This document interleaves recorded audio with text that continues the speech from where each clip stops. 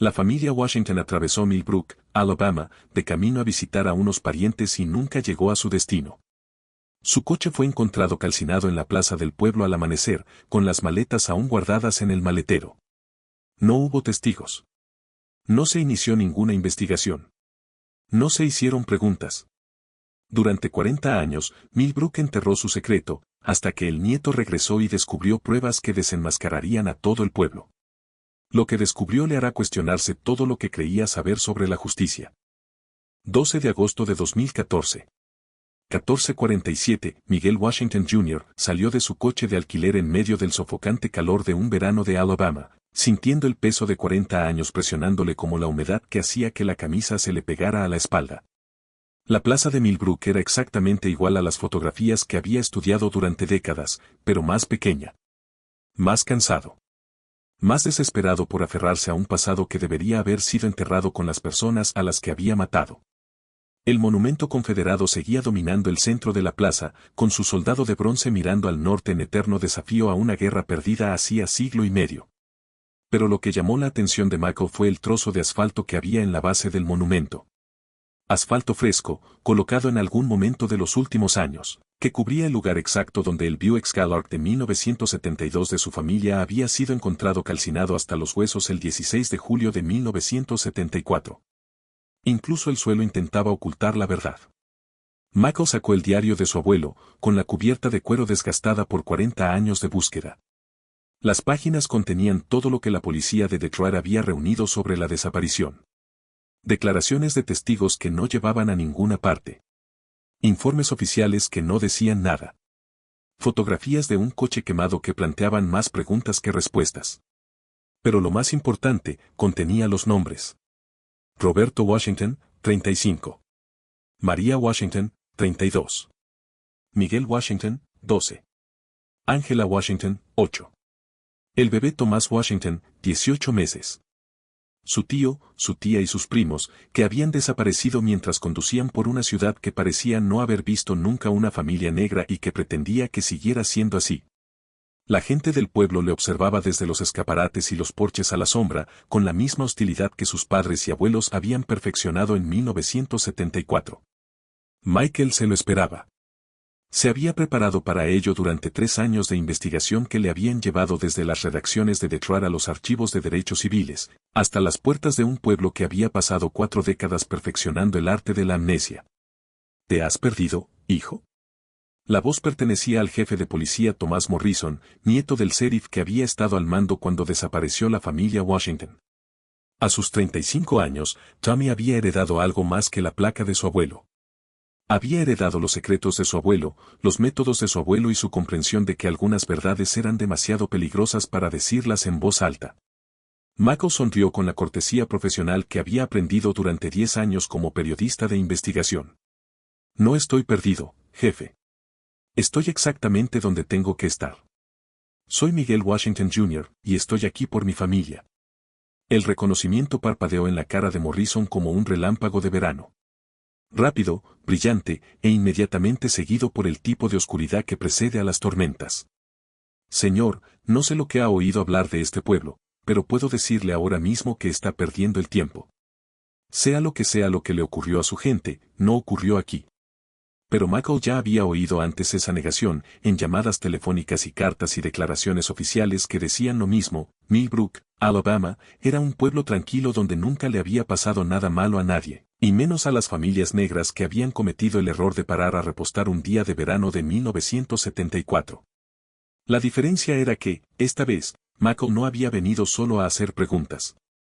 Había venido porque por fin alguien en esta ciudad estaba dispuesto a responderlas. Y lo que Emmylou Harris le había contado a su nieta antes de morir demostraría que algunos secretos son demasiado pesados para que un pueblo entero los cargue para siempre. Roberto Washington había construido el sueño americano con sus propias manos y el sueldo de un maestro. En el verano de 1974, estaba en la entrada de su casa de Detroit cargando maletas en su Buick Skylark de 1972, azul metálico con rayas blancas de carreras, y sintió el orgullo que se siente al demostrar que todos los racistas se equivocan. A los 35 años, era uno de los pocos profesores negros en una escuela integrada de Michigan y se había ganado el respeto de sus colegas, que en un principio habían puesto en duda que un hombre de la Alabama rural pudiera ocuparse de los alumnos de los suburbios de Detroit.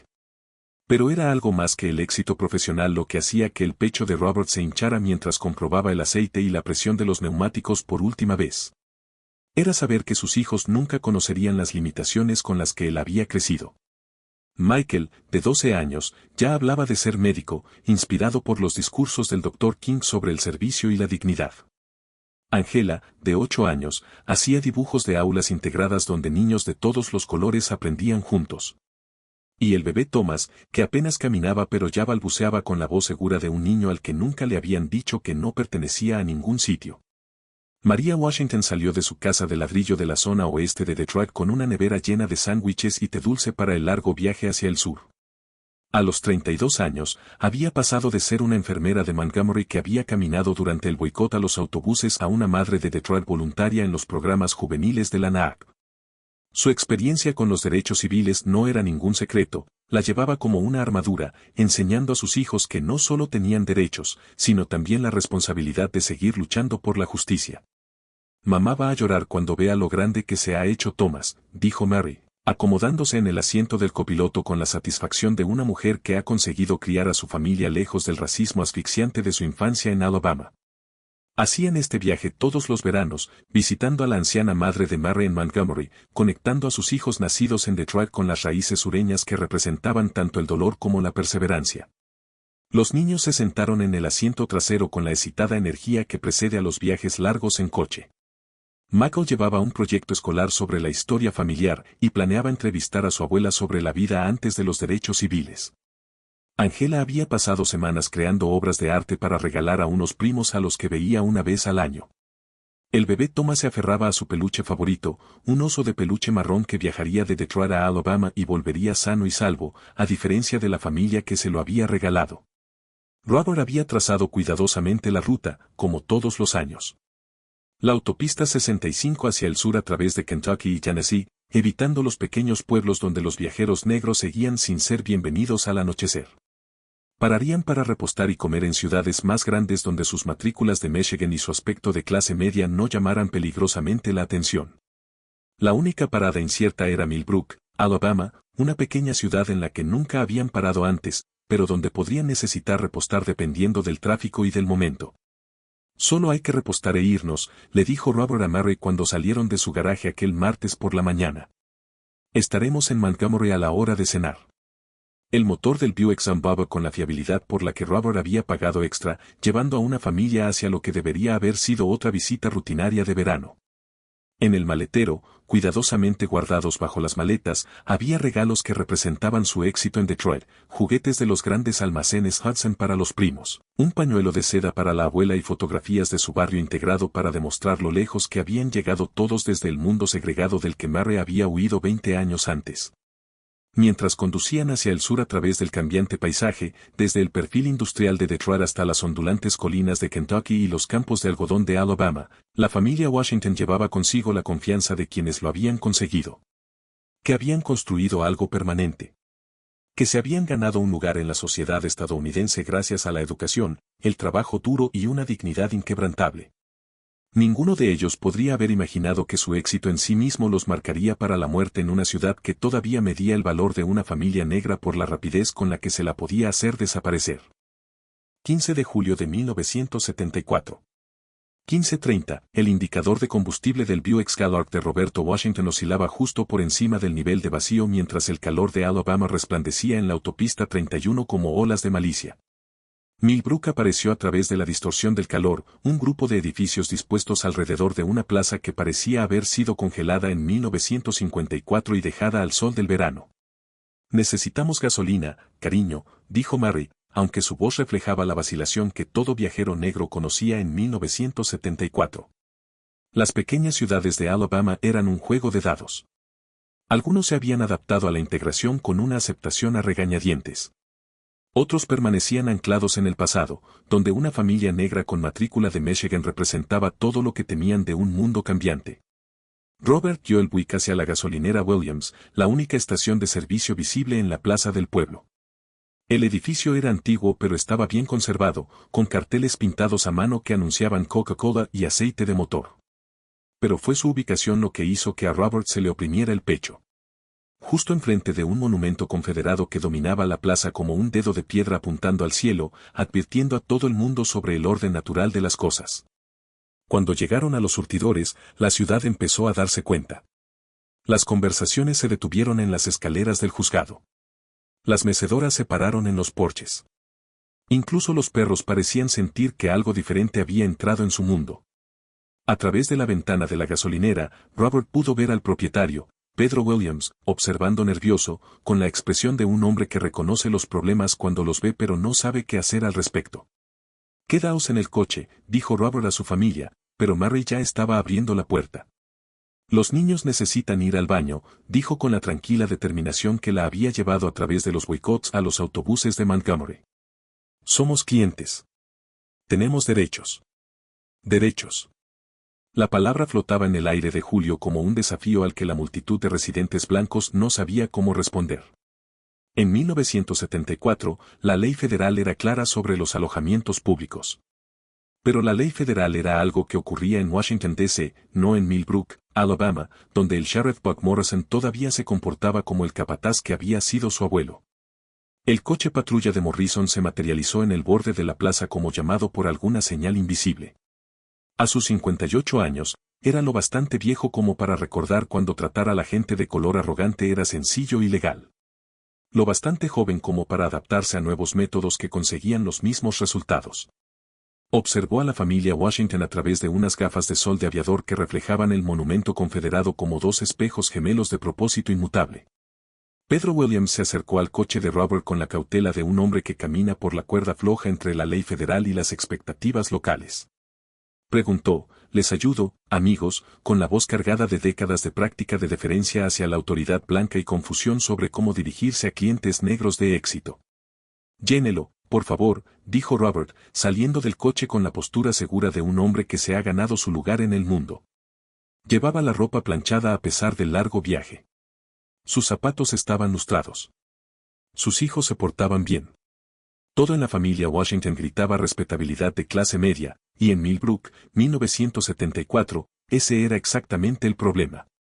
Mary salió del baño con Angela y Mako, los tres con la dignidad que los líderes de los derechos civiles habían enseñado que era tanto una armadura como un objetivo. El bebé Thomas balbuceaba feliz en brazos de Mary, sin saber que su existencia, un niño negro que crecía libre y confiado, representaba todo lo que los espectadores creían que estaba mal en Estados Unidos. El sheriff Morrison habló por la radio, sus palabras eran inaudibles pero su significado era claro para cualquiera que entendiera el lenguaje del poder. La multitud que se reunía aumentó de tamaño pero se mantuvo cuidadosamente dispersa, creando la ilusión de un interés casual en lugar de una vigilancia coordinada. Cuando Pedro Williams terminó de repostar el Buick, sus manos temblaron ligeramente al manejar el dinero de Robert. $23 para gasolina, aperitivos y bebidas frías. Una transacción normal entre personas normales. Excepto que nada en ese momento era normal en un pueblo donde normal significaba que las familias negras pasaban rápida y silenciosamente, si es que pasaban. «Conduzcan con cuidado», dijo Pete, con palabras más de advertencia que de cortesía. Pero cuando la familia Washington se disponía a dejar atrás Millbrook, el coche patrulla del sheriff Morrison se movió para bloquearles el paso. No de forma obvia. No de forma dramática. Solo una posición rutinaria de tráfico que les obligaría a detenerse, a responder a preguntas, a proporcionar identificación en una ciudad donde ser negro y tener éxito era causa probable para lo que viniera después. 15 de julio de 1974. 4:15 de la tarde. El coche patrulla del sheriff Buck Morrison se detuvo detrás del Buick de la familia Washington cuando intentaban salir de la plaza del pueblo de Millbrook. No fue una persecución. No una persecución. Solo el posicionamiento metódico de un depredador que comprendió que la paciencia era más eficaz que el pánico cuando se trataba de una presa que no podía correr lo bastante lejos o lo bastante rápido para escapar. Roberto Washington miró por el retrovisor y sintió que se le caía el estómago. 30 años viviendo de negro en Estados Unidos le habían enseñado a leer las señales. La velocidad deliberada del sheriff. El coche patrulla de refuerzo que apareció de la nada para bloquear la carretera. La charla por radio que crepitaba a través de las ventanillas abiertas de los coches de policía, coordinando algo que no tenía nada que ver con la aplicación de las normas de tráfico. ¿Qué está pasando, papá?, preguntó Michael, de 12 años, desde el asiento trasero, con la voz confusa de un niño que había crecido en un Detroit integrado, donde se suponía que la policía debía ayudar a la gente, no cazarla. Mantén la calma, hijo, dijo Robert, aunque le temblaban las manos mientras se aparcaba en el arcén de la carretera a 3 kilómetros de Millbrook. A través de su parabrisas, podía ver campos de algodón que se extendían sin fin hacia un horizonte que de repente parecía imposiblemente lejano. No había testigos. Sin ayuda. Ninguna ley federal que importara cuando se estaba solo con hombres que nunca habían aceptado que las viejas costumbres debían estar muertas. El sheriff Morrison se acercó a la ventanilla del conductor con la despreocupada confianza de un hombre que era dueño de la carretera, de la ley y de la gente que viajaba por su territorio. A sus 58 años, se comportaba como alguien que recordaba cuando tratar con la gente de color arrogante era sencillo y legal, y que había pasado la última década adaptando esos métodos a las nuevas circunstancias. Licencia y registro, dijo Morrison, aunque sus ojos no estaban fijos en Robert. Estaban catalogando a la familia. Los niños bien vestidos. La mujer educada del asiento del copiloto. Las matrículas de Michigan que los identificaban como forasteros que habían olvidado su lugar. Parece que están perdidos. Robert entregó sus documentos con la cuidadosa cortesía que los hombres negros habían perfeccionado como habilidad de supervivencia. No, señor, no estamos perdidos. Solo estamos de paso hacia Montgomery para visitar a la familia. Morrison estudió la licencia como si contuviera secretos de estado, tomándose su tiempo mientras llegaban otros 2 coches patrulla para completar el círculo. 6 agentes para una familia. Un ensañamiento profesional que sugería que no se trataba de una parada de tráfico aleatoria, sino de una operación coordinada que había sido planeada desde el momento en que la familia Washington se detuvo a repostar. Sal del vehículo, chico, dijo Morrison. La palabra chico conllevaba 40 años de condicionamiento diseñado para despojar a Robert de sus credenciales de profesor, de su condición de padre, de su humanidad básica. Hay que revisar el coche en busca de drogas y armas. María Washington cogió el brazo de su marido. Robert, no hemos hecho nada malo. Tenemos derechos. Derechos. Otra vez esa palabra. El sheriff Morrison sonrió al oírla, el tipo de sonrisa que nunca llega a los ojos. Señora, ahora está en Alabama. Los derechos son lo que yo digo que son. Lo que ocurrió a continuación se reconstruiría 40 años después a través del testimonio de una única testigo que había estado demasiado aterrorizada para hablar hasta que se estaba muriendo. Emma Lou Harris, que trabajaba como sirvienta para el alcalde Hayes, acabaría revelando que había observado la matanza desde el campo de algodón donde había estado recogiendo cápsulas al final de la temporada para ganarse un dinero extra. Había visto cómo se ordenaba a la familia Washington salir de su coche a punta de pistola. Había sido testigo de la carga sistemática de 5 personas en vehículos policiales como si fueran mercancías transportadas a un destino invisible. Pero en 1974, Amalo había hecho lo que las mujeres negras de Alabama habían aprendido a hacer cuando presenciaban cosas que se suponía que no debían ver. Se apretó contra las hileras de algodón y rezó para que los hombres con placas no se dieran cuenta de que estaba observando la eliminación cuidadosamente coreografiada de una familia cuyo único delito era existir con dignidad. A las 5 de la tarde, la carretera estaba vacía, salvo por el Buick abandonado en el arcén, como prueba de algo que los poderosos pretendían fingir que nunca había ocurrido. La familia Washington se había desvanecido en un sistema diseñado para hacer desaparecer a personas incómodas sin papeleo, sin preguntas y sin el tipo de investigaciones que podrían avergonzar a hombres importantes. 12 horas más tarde, su coche quemado sería descubierto en la plaza del pueblo de Millbrook, colocado como una advertencia para cualquier otra familia negra que pudiera confundir la hospitalidad de Alabama con la aceptación. Pero las personas que habían estado dentro de ese coche se habrían ido para siempre, enterradas en un lugar que no sería encontrado durante 40 años, por un nieto que se negaba a aceptar que algunas injusticias eran demasiado viejas para perseguirlas. 18 de julio de 1974. Margaret Washington estaba sentada en el despacho de Montgomery del abogado Jamie Powell, con sus manos envejecidas aferrando una fotografía de la familia de su hija mientras las lágrimas corrían por sus mejillas. Habían pasado 3 días desde que Mary y sus hijos debían llegar para su visita anual. 3 días llamando a hospitales, comisarías y a cualquiera que pudiera haber visto un Buick de 1972 con matrícula de Michigan circulando por Alabama. Señora Washington, comprendo su preocupación, dijo Powell, su voz llevaba la cuidadosa paciencia de un abogado de derechos civiles que había llevado demasiados casos como este. Pero sin pruebas de juego sucio, las autoridades de Alabama están tratando esto como un caso de personas desaparecidas. Los adultos tienen derecho a cambiar sus planes de viaje. La voz de Margaret temblaba de furia y dolor. Señor Powell, mi hija me ha llamado todos los días durante los últimos 15 años. Nunca desaparecería sin avisar. ¿Y esos niños? Robert los traía para que me vieran graduarme en el instituto. Estaban entusiasmados con la visita. Powell había presentado docenas de casos de derechos civiles durante la década de 1960. Entendía los patrones. Familias negras que desaparecían mientras viajaban por territorios hostiles. Investigaciones que se estancaban cuando los testigos se negaban a cooperar. Autoridades federales que se remitían a la jurisdicción local hasta que la atención de los medios de comunicación les obligaba a actuar. Pero se suponía que 1974 iba a ser diferente. Las leyes de derechos civiles estaban en vigor. El mundo estaba mirando. Seguramente una familia de clase media de Detroit no podía simplemente desaparecer sin consecuencias. Se equivocaba. El informe de la Policía Estatal de Alabama, cuando por fin llegó, era una obra maestra de indiferencia burocrática. El coche quemado de la familia Washington había sido encontrado en la plaza del pueblo de Millbrook el 16 de julio. No había cadáveres.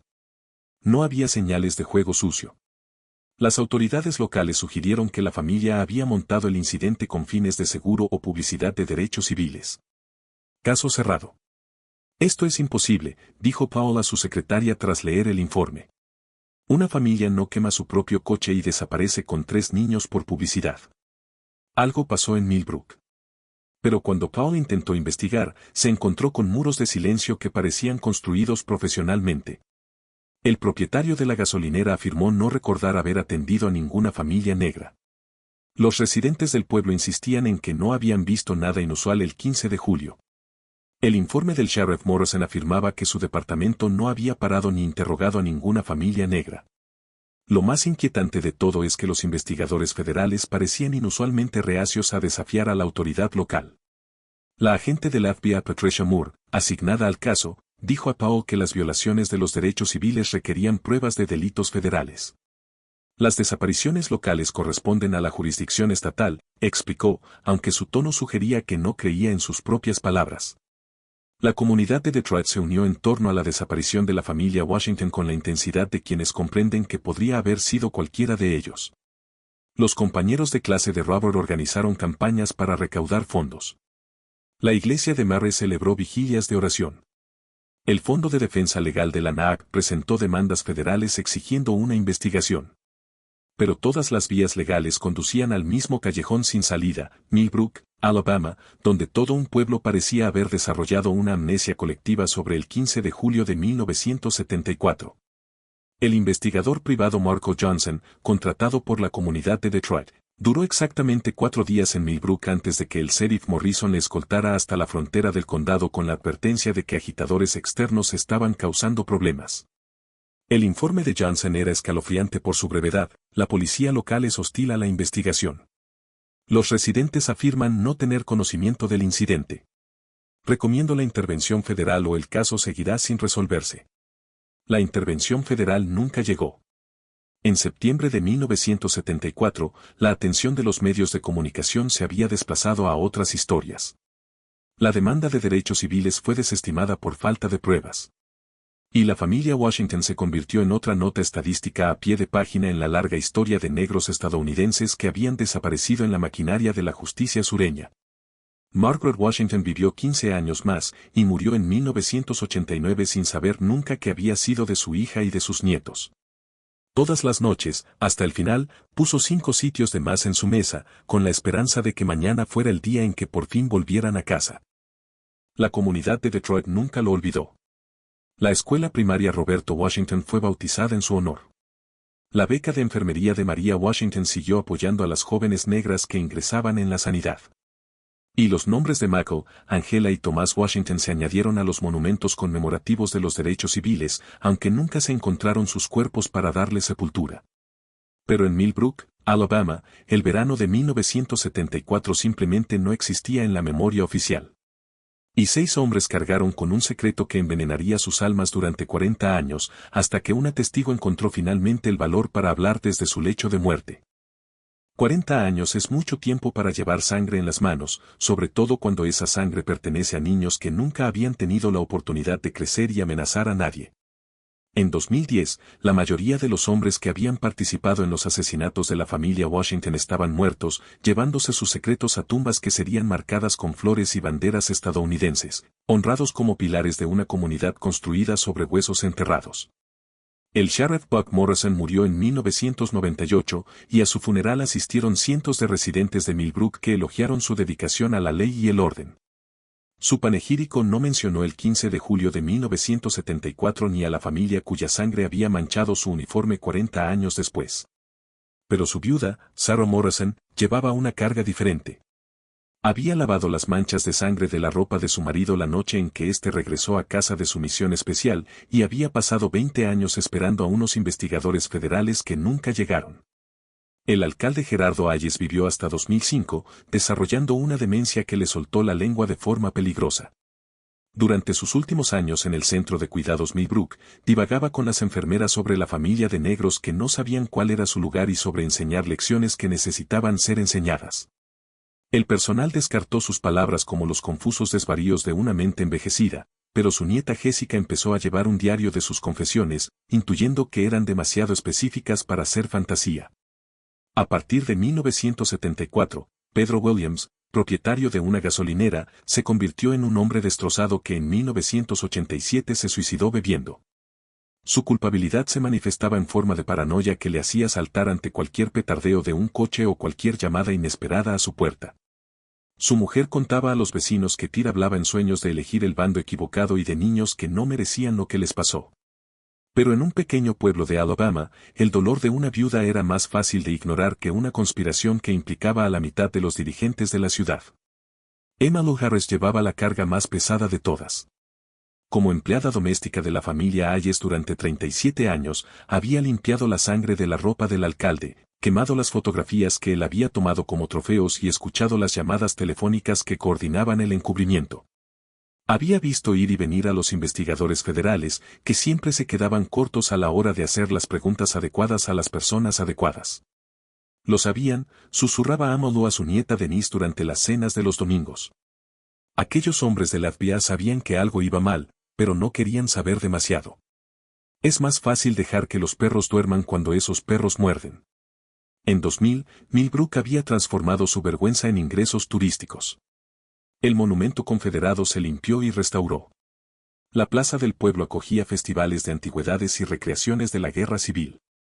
Los folletos celebraban el encanto del viejo sur y los valores tradicionales, atrayendo a visitantes que encontraban romanticismo en un pasado que había sido de todo menos romántico para familias como los Washington.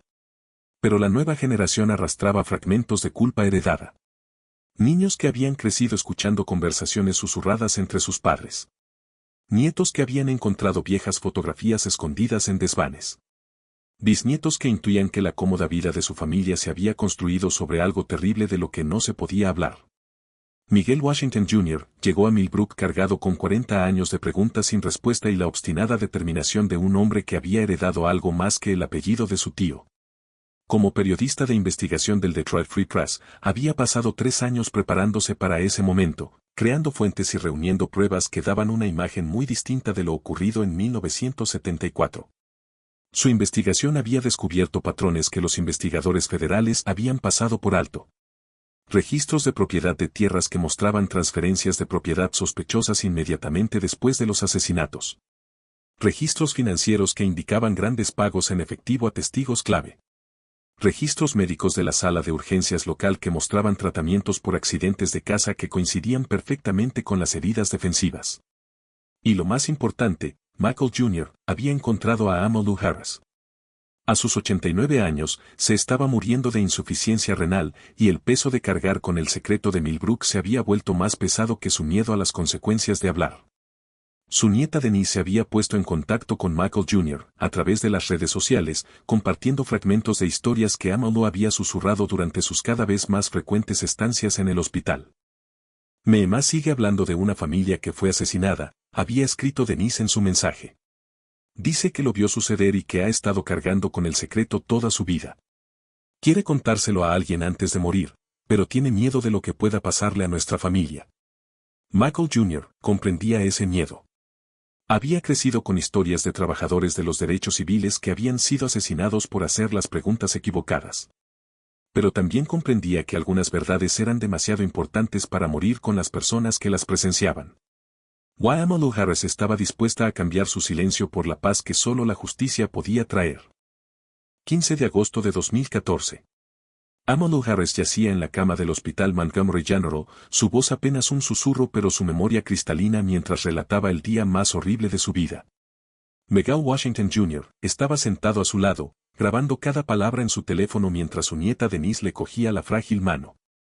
Aquella tarde estaba recogiendo algodón en el campo de Hayes, empezó Amalu, con los ojos cerrados pero viéndolo todo tan claro como si fuera ayer. Trabajando hasta tarde para ganar dinero extra para la ropa del colegio de mis hijos. Fue entonces cuando vi los coches del Sheriff Morrison rodeando a tu familia por aquella carretera secundaria.